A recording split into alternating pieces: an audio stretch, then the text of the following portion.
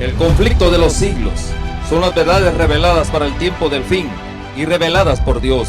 Son hechos y principios, formando parte de la lucha empeñada entre las potencias de la luz y de las tinieblas. Describen las escenas de la gran lucha entre la verdad y el error. Se describen las tretas de Satanás y los medios de resistirle con éxito. Presentan una solución satisfactoria del gran problema del mal, derramando luz sobre el origen y el fin del pecado, en forma tal que la justicia y la benevolencia de Dios en sus relaciones con sus criaturas queden plenamente manifiestas y hacer patente el carácter sagrado e inmutable de su ley. Tal es el objeto de esta obra, calificado como uno de los mejores bestsellers de hoy, que por su influencia muchos se libren del poder de las tinieblas y sean hechos aptos para participar en la suerte de los santos en luz. Que esta obra sea de gran bendición para su crecimiento espiritual en nuestra oración. Contáctenos, se lo ofrecemos gratuitamente.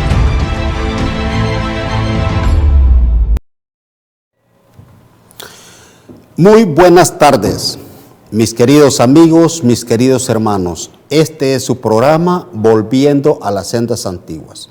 Como siempre, este es un programa de estudios bíblicos en donde usted y yo aprendemos. Crecemos en el conocimiento de la palabra de Dios y como resultado nuestra fe se fortalece. Para que la palabra de Dios tenga el efecto esperado en nuestra mente, en nuestro corazón, necesitamos hacer algo en este momento. Necesitamos rogar al Padre su bendición para que su palabra haga el efecto en nuestro corazón, en nuestra mente, la voluntad de nuestro Dios. Así que, por favor, acompáñeme, cierre los ojos de sus ojos, si puede arrodillarse mejor, y vamos nosotros a elevar una oración. Bendito Dios, primero que nada, Señor, perdona nuestras deudas, nuestros pecados, aún aquellos pecados que inconscientemente, por nuestra naturaleza pecaminosa, te han ofendido. Limpia nuestra mente, limpia nuestro corazón, para que tu palabra, para que nuestra mente y nuestro corazón sea tierra fértil y tu palabra surja el efecto de acuerdo a tu voluntad en cada uno de nosotros. Bendice tu palabra, que tu nombre sea glorificado únicamente, y bendice cada uno de todos los que la escuchen. Padre, en el nombre de Cristo Jesús. Amén. Muy bien, nuestro tema de hoy es la continuación del tema del sábado pasado. Este es el segundo programa de una serie a la que hemos titulado Los dos pactos y las dos leyes. Hemos empezado a estudiar el tema de los dos pactos, pero todo está relacionado y necesitamos entender con exactitud cuál es el verdadero contexto de lo que la palabra de Dios nos enseña con relación a estos temas. En el programa anterior estudiamos cuándo es que termina el pacto antiguo y comienza el nuevo pacto. Mucho se habla del pacto antiguo y mucho se dice del nuevo pacto, pero muy poco se sabe exactamente qué es, cómo funciona y para qué fue dado. También vimos por qué el pacto antiguo era defectuoso y por qué se hacía necesario un nuevo pacto. También en el programa anterior entendimos que si el pacto antiguo, el santuario terrenal ciertamente no era defectuoso no era ni defectuoso ni imperfecto en su concepción. ¿Por qué decimos esto? Bueno, sencillo. En primer lugar, el pacto antiguo lo dio Dios. Y Dios no hace nada a medias. Dios todo lo hace perfecto. Entonces, eso nos muestra que el pacto antiguo no era imperfecto. En realidad, el pacto antiguo era perfecto en su forma y en su significado. Sin embargo, era defectuoso a causa de los seres humanos imperfectos que trabajaban y cumplían las funciones del pacto antiguo en el santuario terrenal, en el santuario que construyó Moisés.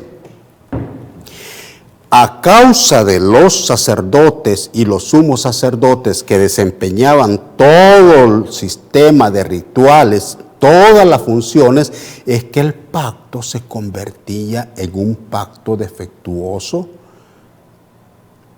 e imperfecto. En el libro de los Hebreos, el libro de los Hebreos nos da mucha información que nos dice por qué el nuevo pacto es mejor que el pacto antiguo. Vamos a ver, mire usted, Hebreos capítulo 2, versículo 16.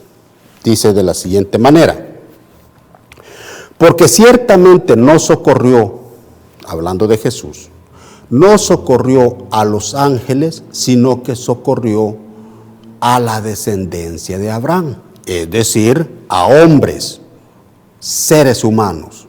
Versículo 17, por lo cual debía ser en todo semejante a sus hermanos. Fíjese usted, Cristo nació, creció, se desarrolló como cualquier hijo de hombre, como usted, como yo, como uno de sus hijos, como un hijo mío. ¿Para qué? Para poder, según sigue diciendo el versículo, para venir a ser misericordioso y fiel sumo sacerdote en lo que a Dios se refiere.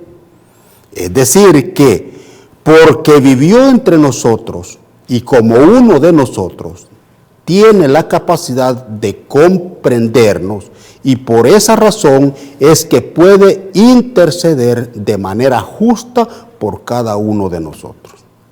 Y por haber vivido en la misma condición que cualquiera de nosotros, pero sin pecado. Es lo que el versículo termina diciendo al final del versículo que estamos leyendo. Mire usted lo que dice: para expiar los pecados del pueblo. Ahora, hay quienes ponen en tela de juicio este versículo y piensan y dicen que la condición de Cristo como hombre, ponen en tela de juicio la condición de Cristo como hombre, creyendo que Cristo nunca pecó porque era Dios. Y sí, bien es cierto que era Dios. Sin embargo, mire usted lo que dice en el libro de Hebreos, capítulo 5, del versículo 6 al 10. Mire usted. Dice, como también dice en otro lugar, tú eres sacerdote para siempre, según el orden de Melquisedec. Ahora ponga atención a esto. Versículo 7. Y Cristo en los días de su carne, es decir, cuando estaba en la tierra, ofreciendo ruegos y súplicas con gran clamor y lágrimas. ¿A quién? Al que le podía librar de la muerte, fue oído a causa de su temor reverente. Es decir, que aunque era Dios, estuvo en igual condición como cualquiera de nosotros. Nació, se desarrolló, aprendió, vivió, sintió todo lo que cualquier ser humano, como cualquiera de nosotros, puede sentir. Versículo 8.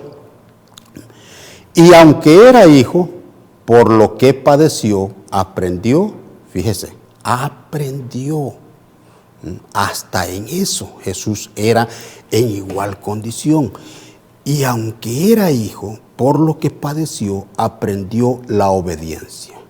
Y habiendo sido perfeccionado, vino a ser autor de eterna salvación para todos los que le obedecen. Esto es algo, cosa que en el antiguo pacto ni Aarón ni ninguno de los hijos de Aarón podían hacer, porque ellos eran imperfectos. Versículo 10.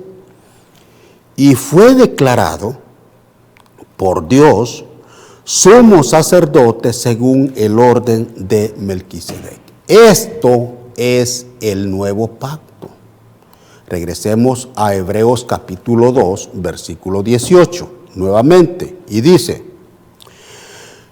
pues, en cuanto él mismo padeció siendo tentado, es poderoso para socorrer a los que son tentados.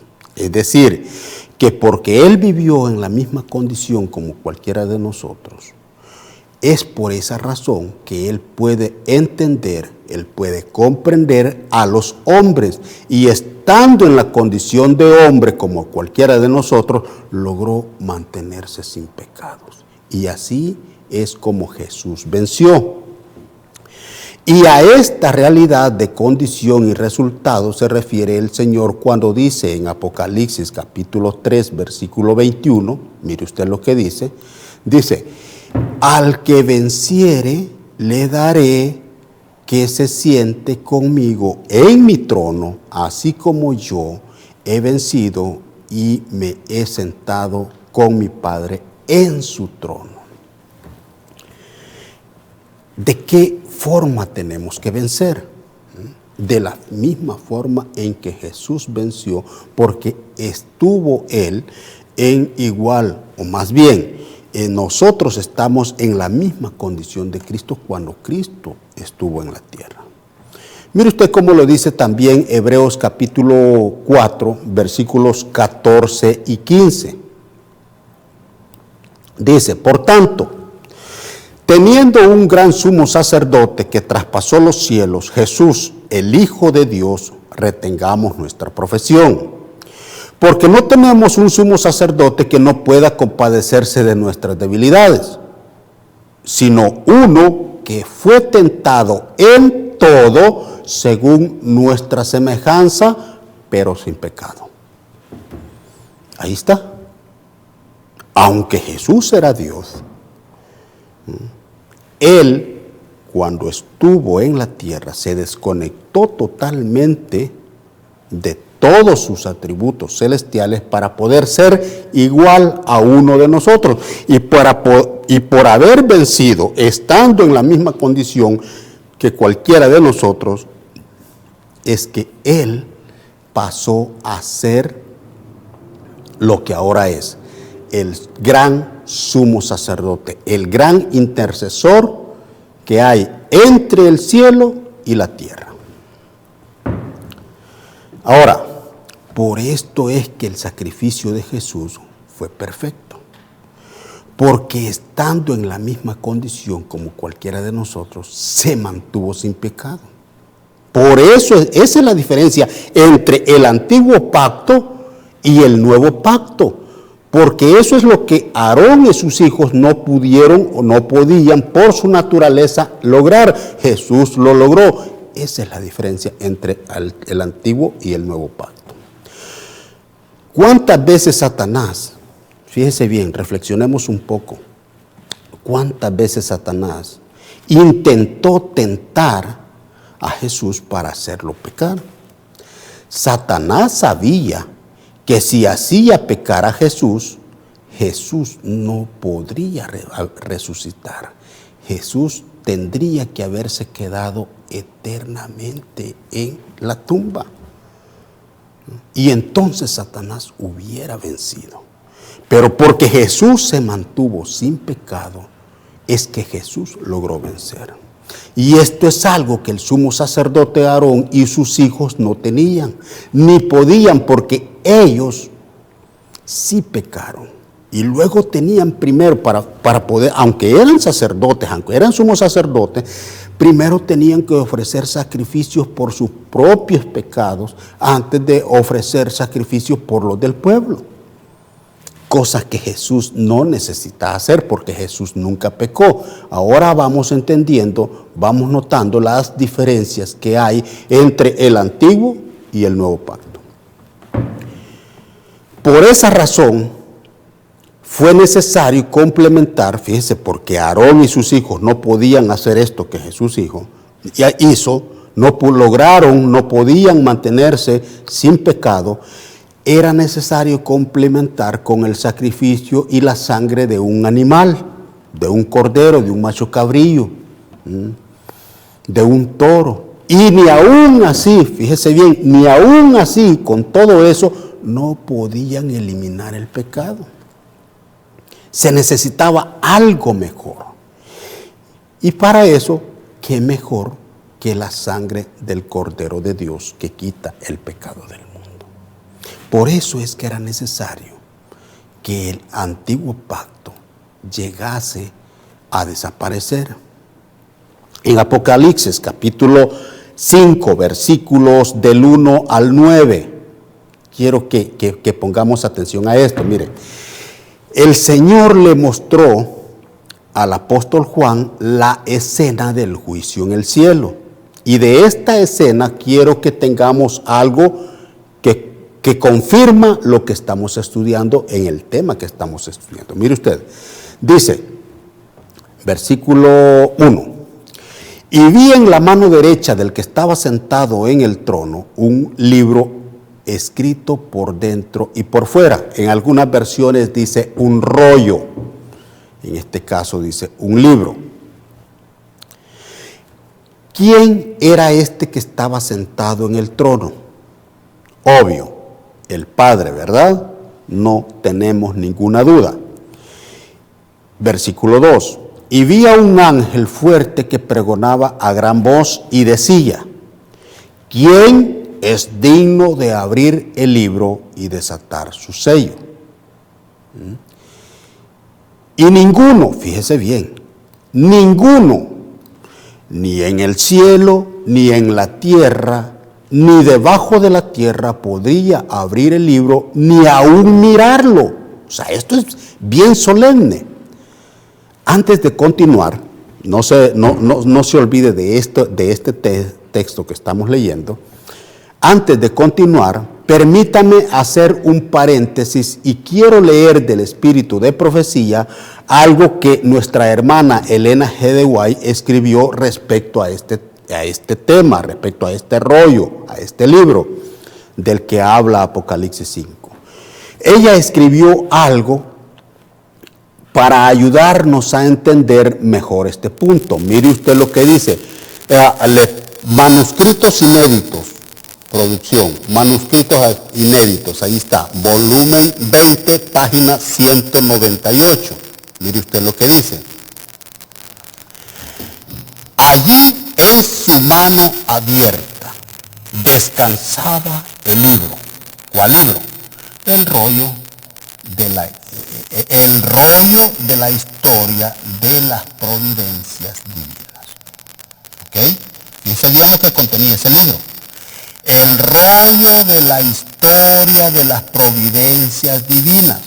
Escuche bien esto. La historia profética de las naciones y de la iglesia. La historia profética de las naciones y de la iglesia.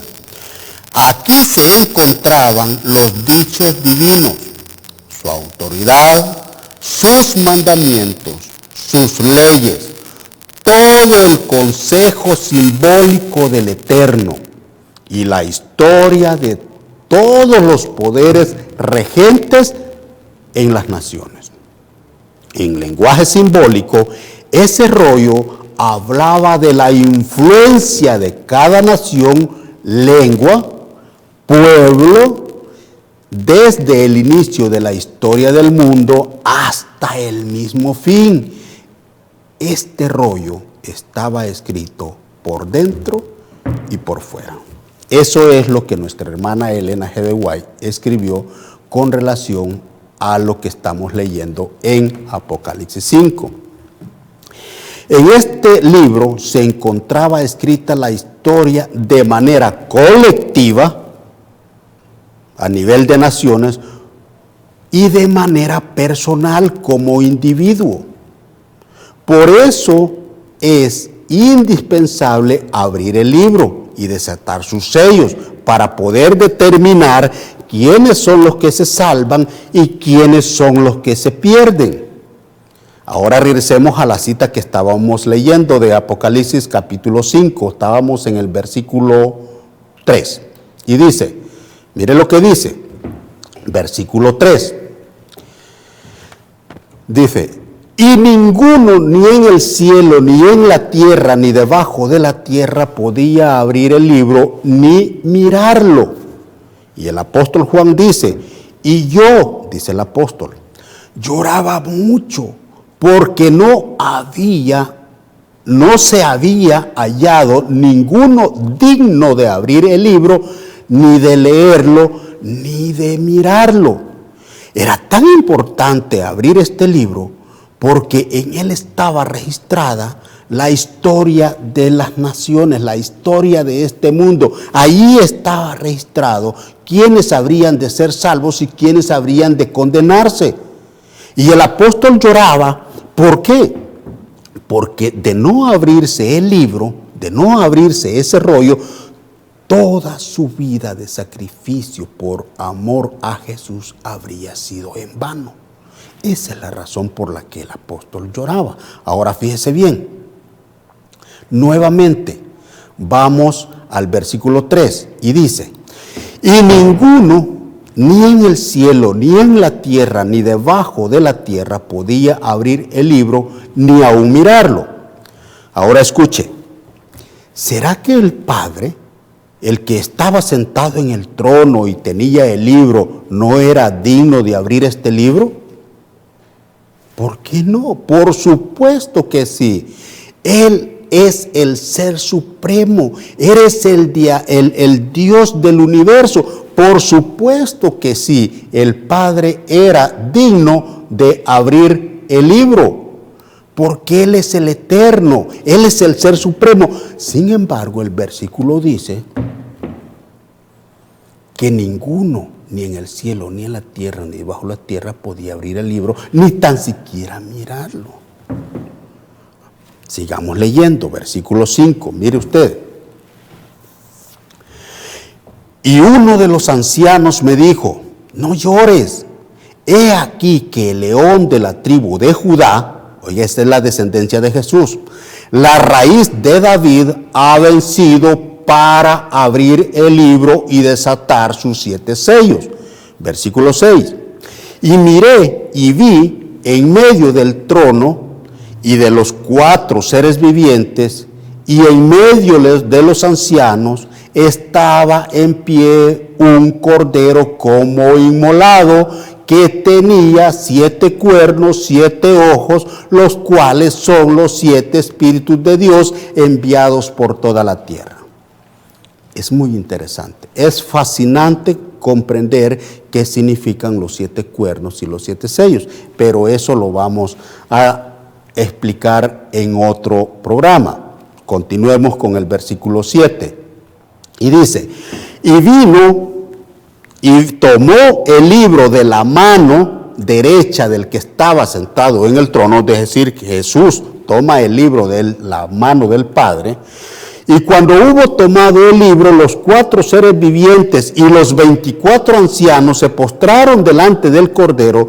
Todos tenían arpas y copas llenas de copas de oro, llenas de incienso, que son las oraciones de los santos. Y cantaban un cántico diciendo, digno eres de tomar el libro y de abrir sus sellos. ¿Por qué? Porque tú fuiste inmolado y con tu sangre nos has redimido por Dios de todo linaje, lengua, pueblo y nación. Esa es la razón por la que Jesús dijo en el libro de San Juan, en el capítulo 5, versículo 22, fíjese bien las palabras que dijo Jesús, porque el Padre a nadie juzga, sino que todo el juicio lo dio al Hijo. ¿Por qué? ¿Por qué el Hijo? es el único que puede comprender a los hombres, precisamente por eso, porque el Hijo es el único que vivió en carne propia cuando estuvo en igual condición que cualquier hombre. Él es el único que nació, creció, se desarrolló, aprendió, vivió, sufrió como cualquier ser humano. Por eso es que el Padre a nadie juzga y todo el juicio se lo da al Hijo, porque el Hijo vivió en la igual condición que un hombre y por lo consiguiente el Hijo es el único que puede entender a los hombres. En eso consiste la diferencia entre el pacto antiguo y el nuevo pacto. Algo que Aarón y sus hijos, aunque eran sacerdotes y sumos sacerdotes, no podían lograr por su condición de pecado. Por eso es que el antiguo pacto era defectuoso y por lo tanto era necesario reemplazarlo con un mejor pacto. Ahora, acompáñenme a leer algunas citas en la carta del apóstol Pablo a los hebreos. Mire usted, comencemos con Hebreos capítulo 5, vamos del versículo 6 hasta el versículo 10. Dice, también dice en otro lugar, tú eres sacerdote para siempre según el orden de Melquisedec. Y Cristo en los días de su carne, ofreciendo ruegos y súplicas con gran clamor y lágrimas, al que le podía librar de la muerte, fue oído a causa de su temor reverente. Y aunque era hijo, por lo que padeció, aprendió la obediencia. Y habiendo sido perfeccionado, vino a ser autor de eterna salvación para todos los que le obedecen. Y fue declarado por Dios sumo sacerdote según el orden de Melquisedec. Hebreos capítulo 6, versículo 19. Dice, la cual tenemos como segura y firme ancla del alma, y que penetra hasta dentro del velo. Ahora, ¿cuál velo? El velo que separaba el lugar santo del lugar santísimo, en donde Aarón ni tan siquiera podía asomarse, no podía entrar. ¿Por qué? Por su condición de pecado. El mismo velo que se rasgó de arriba a abajo justo en el momento en que Jesús murió. Versículo 20. Donde Jesús entró por nosotros, fíjese bien, donde Jesús entró por nosotros como precursor, hecho sumo sacerdote para siempre según el orden de Melquisedec.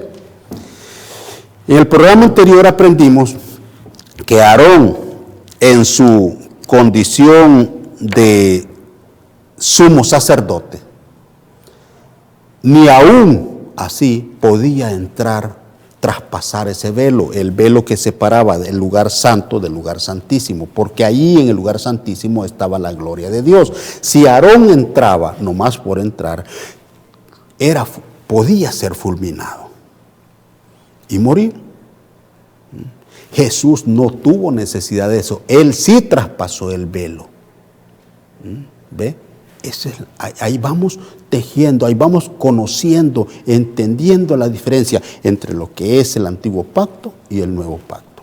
Hebreos capítulo 7, versículos 17 y 18. Mire usted. Pues se da testimonio de él, tú eres sacerdote para siempre según el orden de Melquisedec.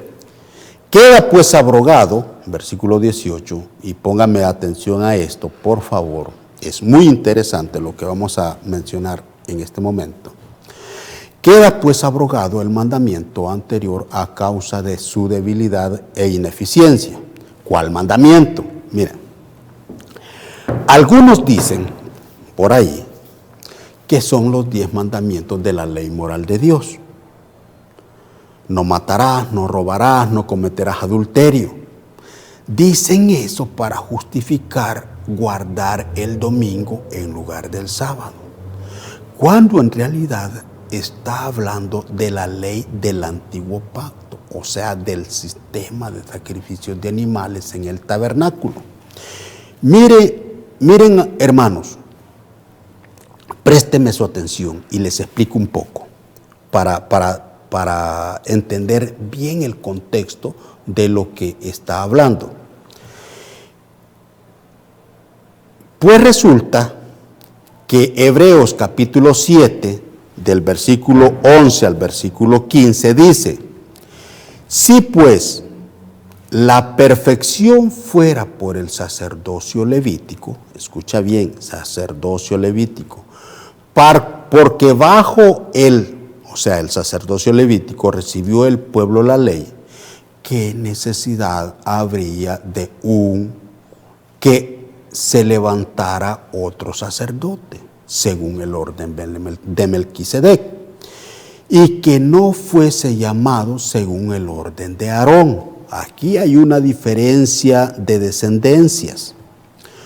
Porque, versículo 12, porque cambiado el sacerdocio, necesario es que haya cambio de ley.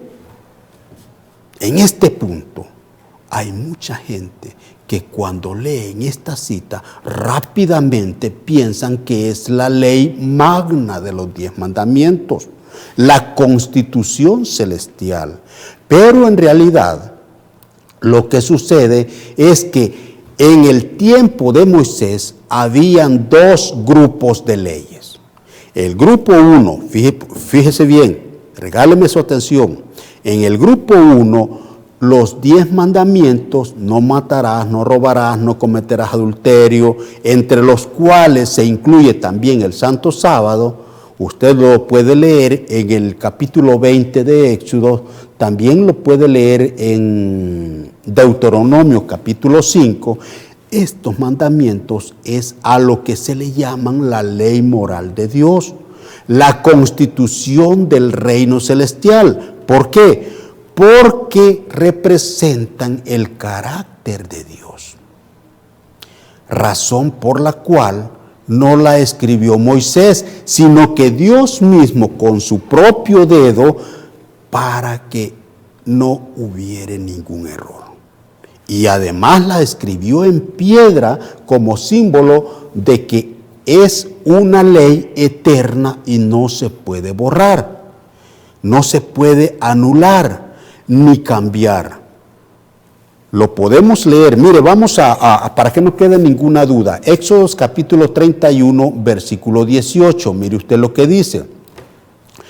Y dio a Moisés, cuando acabó de hablar en el monte Sinaí, 2 tablas del testimonio, tablas de piedra, escritas con el dedo de Dios. Fíjese bien.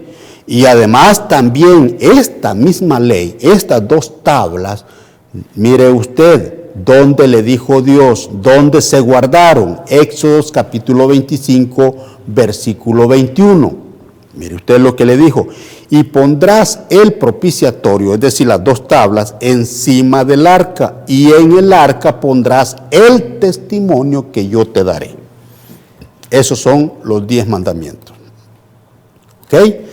Por el otro lado también está la ley del tabernáculo, la ley de todos los rituales y sacrificios de los sacerdotes. Esta es una ley levítica, aunque fue dada también por Dios, pero fue escrita por Moisés. Es decir, que el Señor dictaba y Moisés escribía. Y no fue escrita en piedra, sino en un libro, en un rollo, en un pergamino, y no fue guardada dentro del arca como la otra ley, sino a un lado del arca. Esto lo podemos leer en Deuteronomio capítulo 31, vamos a leer del versículo 24 al versículo 26, fíjese usted. Dice: y cuando acabó Moisés de escribir las palabras de esta ley en un libro, hasta concluirse, dio órdenes Moisés a los levitas que llevaban el arca del pacto de Jehová, diciendo: tomad este libro de la ley, escuche bien, también es ley, No más que es diferente a la ley que acabamos de encontrar en Éxodo 20.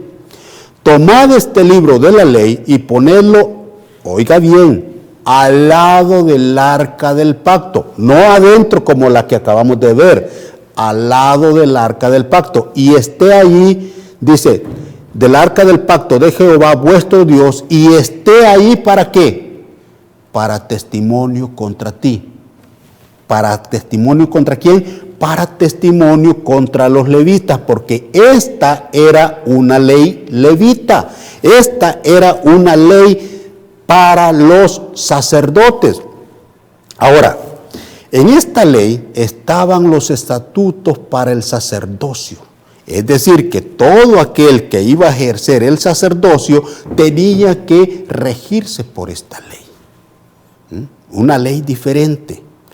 Esa ley, fíjese bien, en esta ley había un estatuto que decía, vamos a leerlo en Números capítulo 3, versículo 10. Mire usted lo que dice en esa ley. Y constituirás a Aarón y a sus hijos para que ejerzan el sacerdocio. Es decir, que los únicos que podían ser sacerdotes eran Aarón y su descendencia de la tribu de Leví. Y mire lo que sigue diciendo.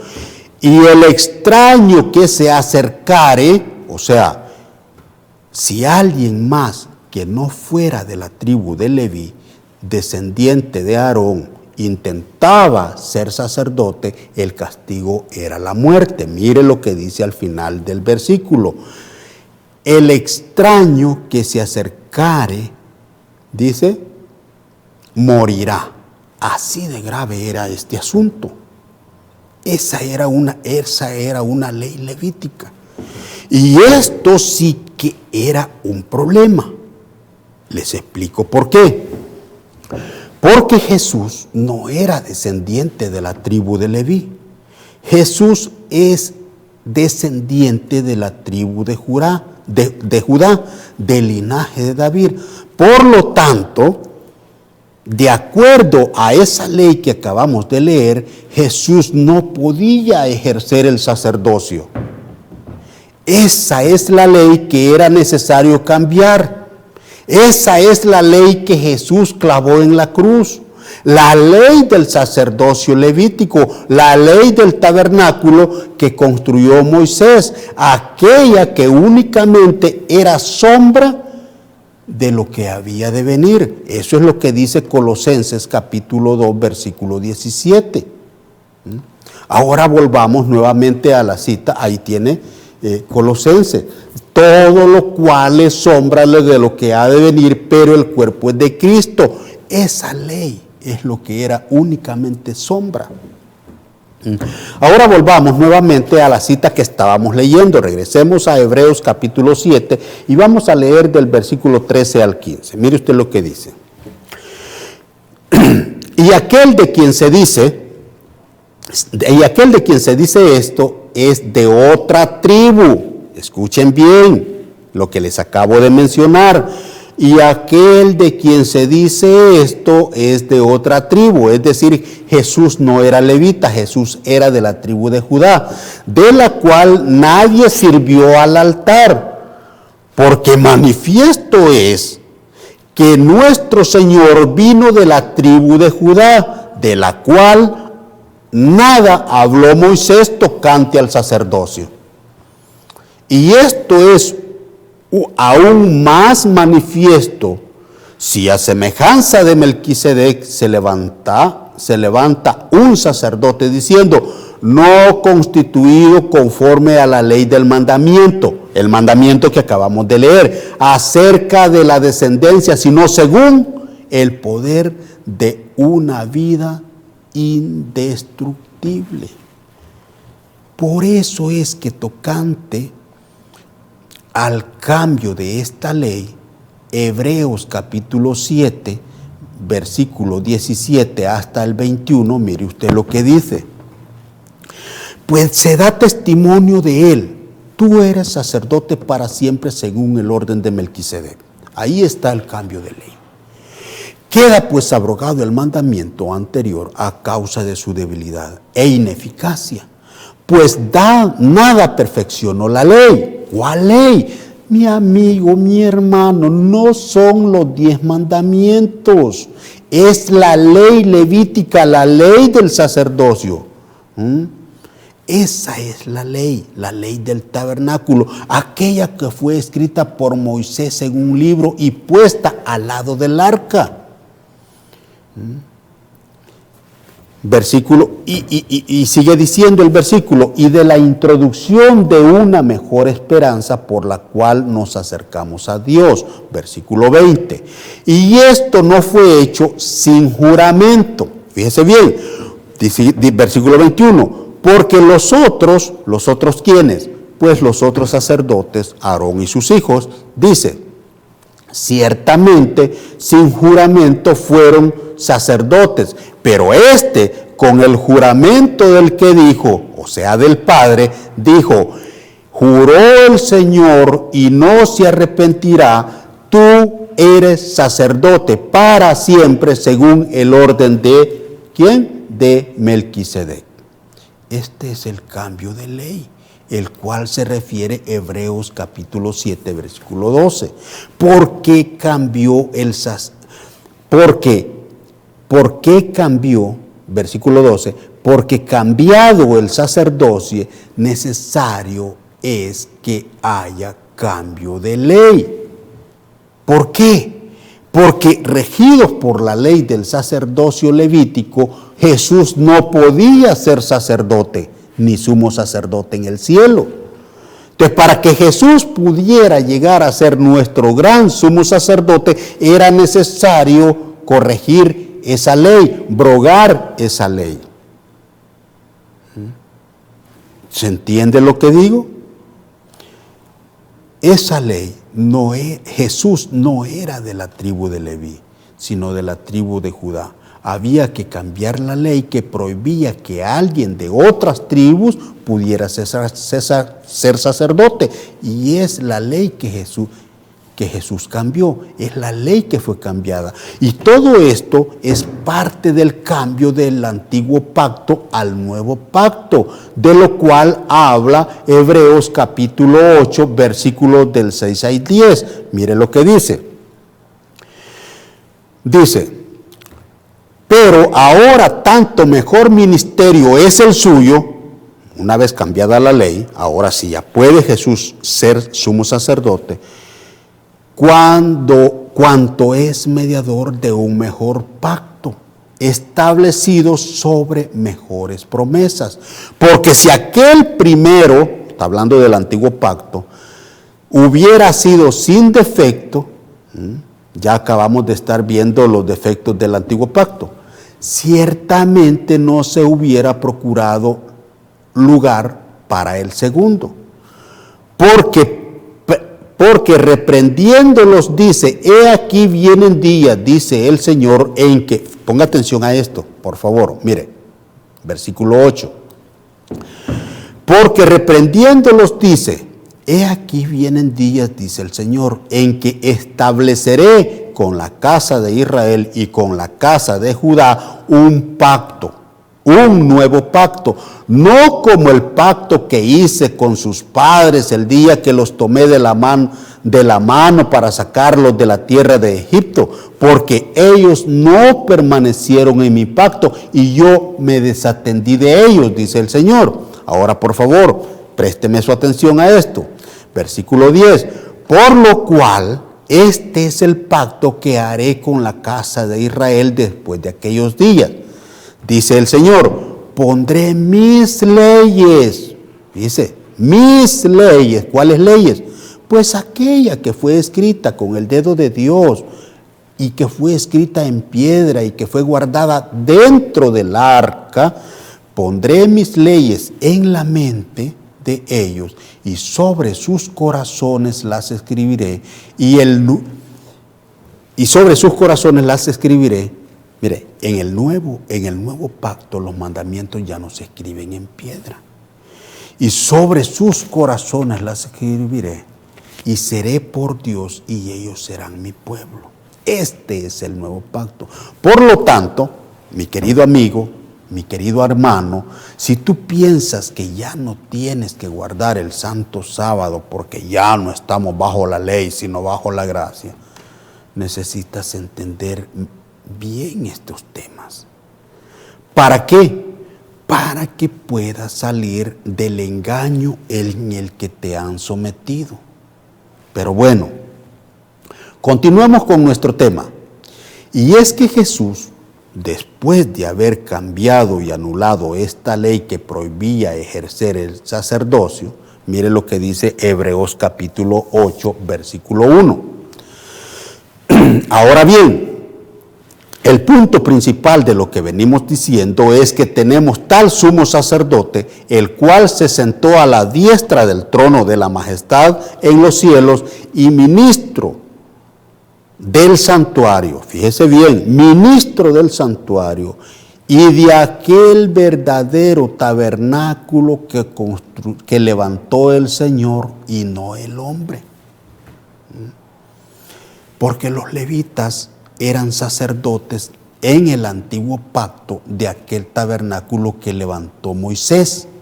Pero Jesús es sumo sacerdote en el cielo de aquel verdadero tabernáculo que levantó el Señor y no el hombre. Ahora Hebreos, vamos al capítulo 9, versículo 11. Pero estando ya presente Cristo, sumo sacerdote de los bienes venideros, por el más amplio y más perfecto tabernáculo, no hecho de mano, es decir, no de esta creación, versículo 12, y no por sangre de machos cabrillos, ni de becerros, sino por su propia sangre, entró una vez para siempre en el lugar santísimo, habiendo obtenido eterna redención. ¿Se está dando cuenta de las diferencias? Hebreos capítulo 10, versículo 21. Vamos hasta el 25. Dice, y teniendo un gran sumo sacerdote sobre la casa de Dios, además Jesús nuestro mediador e intercesor en este nuevo pacto, acerquémonos con corazón sincero y en plena certidumbre de fe, purificados los corazones de mala conciencia y levantados los cuerpos con agua pura. Mantengamos firme sin fluctuar la profesión de nuestra esperanza, porque fiel es el que lo prometió. Versículo 24. Y considerémonos unos a otros para, fíjese bien, para estimularnos al amor y a las buenas obras, no dejando de congregarnos como algunos tienen por costumbre. Y aquí como que tenemos una piedrita nosotros en el zapato algunas veces. Eso que a veces llegamos tarde, que a veces no vamos, y cuando llegamos tarde y nos gusta sentarnos allá en las bancas de atrás, allí donde menos pega la luz, allí en lo oscurito, es una mala señal. Y sigue diciendo el versículo, sino exhortándonos unos a otros, sino exhortándonos, y tanto más cuanto veis que el día está cerca. Hebreos capítulo 7, versículo 25. Por lo cual puede también salvar perpetuamente a los que por él se acercan a Dios, viviendo siempre para interceder por ellos, es decir, por nosotros y para cada uno durante toda la vida, hasta el fin de los tiempos. Siempre en Hebreo, capítulo 9, versículo 15. Así que por eso es mediador de un nuevo pacto, para que interviniendo muerte para la remisión de las transgresiones que había que había bajo el primer pacto, los llamados reciban la promesa de la herencia eterna. Fíjese bien, solo estoy leyendo los versículos, no son muy complicados de entender, que nos marcan la diferencia de lo que es el antiguo y el nuevo pacto. Siempre en Hebreo, capítulo 12, versículo 24. A Jesús, el mediador del nuevo pacto, y a la sangre rociada que habla mejor que la de Abel. Ahora usted se da cuenta en qué consiste la diferencia entre el nuevo pacto y el antiguo pacto. Y aún hay más. El tiempo definitivamente no nos va a alcanzar. En el próximo programa vamos a enfatizar versículo por versículo, paralelamente, versículo del antiguo pacto, versículo del nuevo pacto, y vamos a ir notando las diferencias. Y nos vamos a dar cuenta que nada tiene que ver con anular la ley de los 10 mandamientos. En realidad, la que se anula es la ley del sacerdocio levítico. Y no es que estemos menospreciando el antiguo pacto, porque a fin de cuentas también era santo y dado por el Señor. Ni mucho menos el de menospreciar el trabajo de Aarón y de sus hijos como sacerdotes y sumos sacerdotes. Tampoco, nada que ver. Sin embargo, todo aquello, aunque fue dado por el Señor, y aunque el propósito era salvar al pecador, era algo transitorio, algo eventual, mientras el Mesías venía a este mundo a confirmar el verdadero y mejor pacto del que le habló el ángel Gabriel al profeta Daniel. Fíjese, en el libro de Daniel, en el capítulo 9, en el versículo 14, mire usted lo que dice, y casi que con esto terminamos. Dice, y por otra semana, 9:27, dice, y por otra semana confirmará el pacto con muchos. A la mitad de la semana hará cesar el sacrificio y la ofrenda. Está hablando de la última semana de la profecía de las 70 semanas. Una semana de 3 años, dice, Jesús murió exactamente en el año 31 y medio.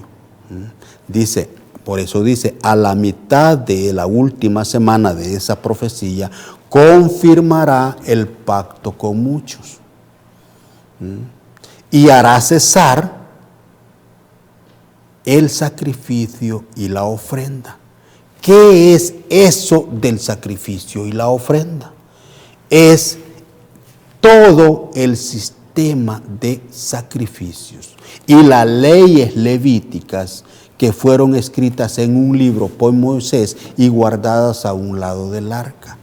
La ley que, según dice Hebreos, era necesario anular porque era la que se oponía, la que impedía que Jesús fuera sacerdote, porque Jesús era de otra tribu. Eso es lo que Jesús hizo. Anuló todo aquello viejo y empezó un mejor pacto. Y ya la semana pasada explicamos que en el momento en que el velo del templo se rasgó en dos de arriba a abajo, todo lo viejo, el del antiguo pacto, pasa a ser obsoleto y da inicio un mejor pacto con un mejor sacrificio, con un mejor sacerdote y sumo sacerdote y bajo mejores promesas, según lo explica el libro de Hebreos. Mis queridos hermanos, mis queridos amigos, el tiempo se nos ha terminado. Esto no termina aquí, hay mucho más que explicar, pero eso vamos a continuar en un próximo programa el próximo sábado, la próxima semana. Así es que si a usted le interesa conocer más de este tema, lo espero y que tenga una feliz semana y muchas bendiciones. Hasta la próxima. Tiempos solemnes están por venir, la mañana viene y también la noche. La luz dora las nubes que coronan las cumbres. Pronto su gloria se revelará. El sol de justicia está por salir. La mañana del día eterno para los justos y la noche perpetua para los impíos. El pueblo de Dios espera con ansia las señales de la venida de su Rey. Cristo viene en las nubes del cielo con poder y grande gloria y con millares de ángeles. ¿Quién lo recibirá en paz? Vendrá para ser glorificado por sus santos y ser admirado por todos los que creyeron. El fin de todas las cosas se acerca. El gran día del Señor está por venir. ¿Quién estará firme? Es necesario preparar el camino delante del príncipe de paz que viene sobre las nubes de los cielos. Se reeslabonarán las cadenas familiares rotas. El Señor nos ha hecho depositarios de la sagrada verdad. Hemos de levantarnos y resplandecer. Asiste a nuestro culto de adoración familiar y prepararnos para el encuentro del Señor los sábados a las 10 de la mañana. Todos están cordialmente invitados.